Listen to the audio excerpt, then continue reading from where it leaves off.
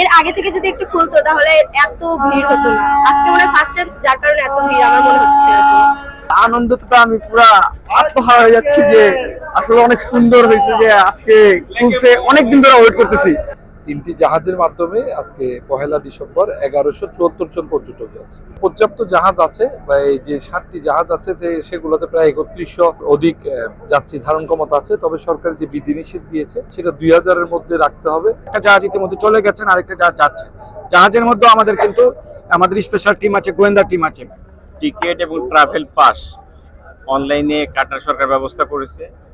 মানে দীর্ঘদিন অফ থাকার কারণে যাওয়ার ইচ্ছাটা ছিল, কিন্তু যাওয়া হয় নাই।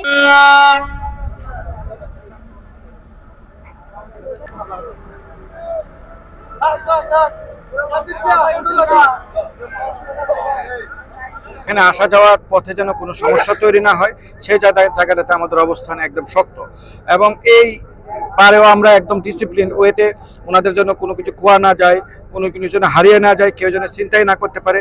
আমরা সকাল থেকে তো অনেকে এসেছেন, আমরা সেই রাত্র থেকে কিন্তু আমরা পুরো নিরাপত্তার মধ্য দিয়ে আমরা তাদেরকে দিয়েছি। এবং একটা জাহাজ ইতিমধ্যে চলে গেছেন, আরেকটা জাহাজ যাচ্ছে। জাহাজের মধ্যে আমাদের কিন্তু আমাদের স্পেশাল টিম আছে, গোয়েন্দা টিম আছে। প্রত্যেকটা বিষয়ে আমরা গোয়েন্দা নজরদারিতে রাখবো। এক্ষেত্রে আমাদের প্লাস্টিক নেওয়ার কোনো সুযোগ নেই, আমরা প্লাস্টিক নিতে দিচ্ছি না।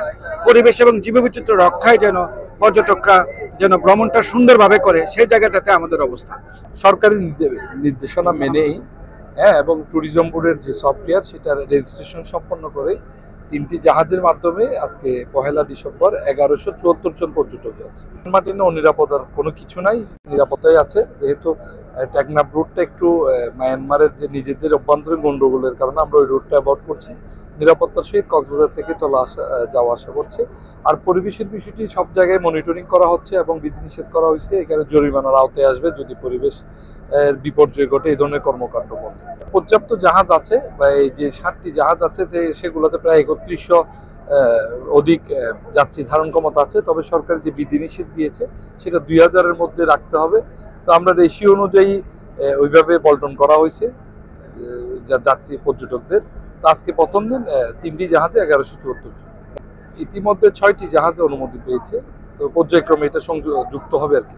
সেন্ট মার্টিনে পর্যটকদের যাতায়াতের জন্য টিকিট এবং ট্রাভেল পাস অনলাইনে কাটার সরকার ব্যবস্থা করেছে। এবং টিকিট এবং ট্রাভেল পাস এখানে তাদের প্রবেশ পথে কিউআর কোড যাচাইয়ের মাধ্যমে চেক করা হচ্ছে, যাতে নির্ধারিত সংখ্যার বাইরে কোনো পর্যটক যেতে না পারে।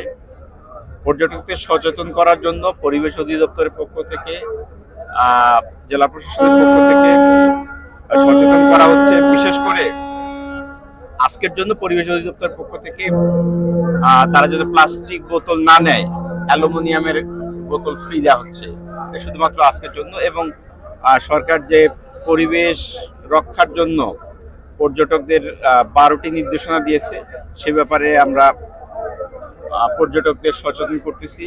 এবং সেই আলাদাভাবে আমরা পর্যবেক্ষণ করার জন্য এই অংশে এবং সেন্ট মার্টিন অংশে ভলান্টিয়ার এবং জেলা প্রশাসনের পক্ষ থেকে, আইন শৃঙ্খলা রক্ষাকারী বাহিনীর পক্ষ থেকে তদারকি অব্যাহত আছে। আনন্দতে তো আমি পুরা আত্মহারা হয়ে যাচ্ছি যে আসলে অনেক সুন্দর হয়েছে যে আজকে খুলছে, অনেকদিন ধরে ওয়েট করতেছি যে আসলে কবে খুলবে।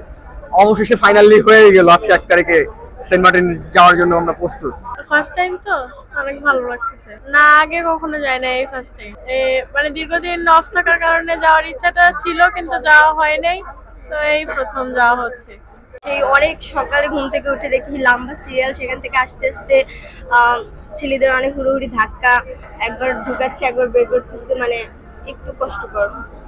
আমি অনেক ছোটবেলায় গেছি, আর এখন একবার, 2বার, এটা দিয়ে 2বার যাব। হ্যাঁ, একটু ভালো, মানে ওখানে গেলে এই ভোগান্তিটা যেন না থাকে, দেখে ভিউটা দেখে সেই আশাতেই যাচ্ছি।